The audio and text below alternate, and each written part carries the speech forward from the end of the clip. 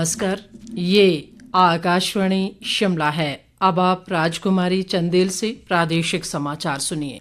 प्रधानमंत्री नरेंद्र मोदी ने कहा है कि भारत ने ऑपरेशन सिंदूर से आतंकवादियों के ठिकानों को नष्ट करके पाकिस्तान को करारा जवाब दिया है। राजस्थान के बीकानेर में आज एक जनसभा को संबोधित करते हुए उन्होंने ये बात कही।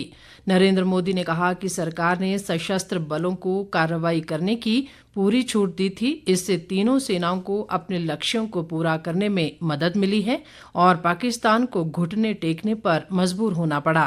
प्रधानमंत्री ने जोर देकर कहा कि पाकिस्तान कभी भी भारत से प्रत्यक्ष युद्ध में नहीं जीत सकता, इसलिए वो पाकिस्तान को बढ़ावा देकर छद्म युद्ध में शामिल है।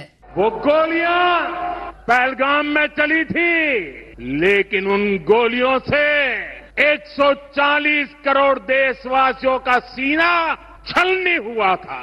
हमारी सरकार ने तीनों सेनाओं को खुली छूट दे दी थी। तीनों सेनाओं ने मिलकर ऐसा चक्रव्यूह रचा कि पाकिस्तान को घुटने टेकने के लिए मजबूर कर दिया। प्रधानमंत्री ने कहा कि ऑपरेशन सिंदूर ने आतंकवाद से निपटने के लिए 3 सिद्धांत तय किए हैं।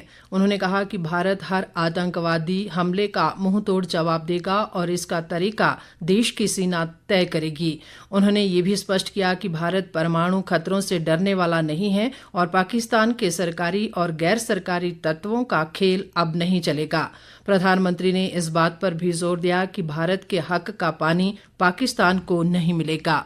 पाकिस्तान को भारतीयों के खून से खेलने की भारी कीमत चुकानी पड़ेगी। उन्होंने कहा कि पाकिस्तान के साथ ना तो व्यापार होगा और ना ही बातचीत होगी और बातचीत सिर्फ पाक अधिकृत कश्मीर पर केंद्रित होगी। पाकिस्तान के साथ न ट्रेड होगा न टॉक। अगर बात होगी तो सिर्फ पाकिस्तान के कब्जे वाले कश्मीर की। और अगर पाकिस्तान ने आतंकियों को एक्सपोर्ट करना जारी रखा तो उसको पाई पाई के लिए मोहताज होना होगा। और दुनिया की कोई ताकत हमें इस संकल्प से डिगा नहीं सकती है।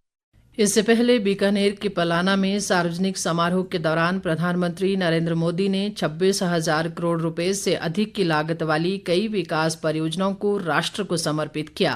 इस अवसर पर प्रधानमंत्री ने 18 राज्यों और केंद्र शासित प्रदेशों के 86 जिलों में वर्चुअल माध्यम से 103 पुनर्विकसित अमृत स्टेशनों का उद्घाटन भी किया। इनमें कांगड़ा जिला में बैजनाथ पपरोला रेलवे स्टेशन भी शामिल है।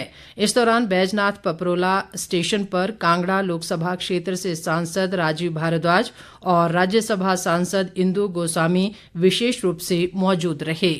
ऑपरेशन सिंदूर की सफलता के उपलक्ष्य पर भाजपा द्वारा जहां देश भर में तिरंगा यात्रा निकाली जा रही है, वहीं अब कांग्रेस भी देश में वीरों के सम्मान में जय हिंद रैली का आयोजन कर रही है। कांग्रेस पार्टी 30 मई को शिमला में रैली का आयोजन करेगी, जिसके बाद सभी जिलों में जय हिंद रैली निकाली जाएगी।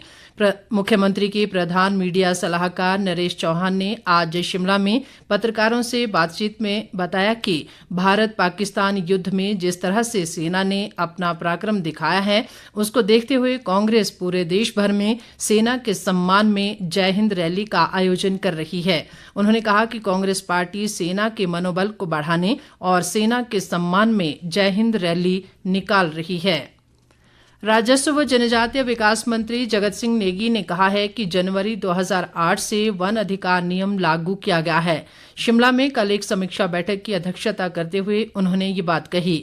जगत सिंह नेगी ने कहा कि FRA 2006 के तहत अनुसूचित जनजाति व अन्य सभी श्रेणी के सदस्य या समुदाय जो 13 दिसंबर 2005 से पहले कम से कम 3 पीढ़ियों से प्राथमिक रूप से वन भूमि पर निवास करते आ रहे हैं और अपनी आजीविका के लिए वन या वन्य भूमि पर निर्भर हैं, उन्हें भूमि का अधिकार दिया जाएगा। राजस्व मंत्री ने बैठक में FRA के कार्य में तेजी लाने के निर्देश भी दिए। प्रदेश के अधिकांश भागों में आज मौसम आमतौर पर साफ बना हुआ है। मौसम विभाग ने आगामी 2 दिनों में राज्य के निचले व मैदानी क्षेत्रों में कुछ स्थानों पर गरज के साथ वर्षा व ओलावृष्टि का ऑरेंज अलर्ट जारी किया है। इस बीच पिछले कुछ दिनों से ऊना जिला में बढ़ते तापमान और लू चलने की संभावना को देखते हुए जिला प्रशासन ने लोगों से एहतियात बरतने की अपील की है। इसके साथ ही ये समाचार बुलेटिन समाप्त हुआ। हमारा अगला बुलेटिन आप सुन सकते हैं 6:30 बजे। नमस्कार।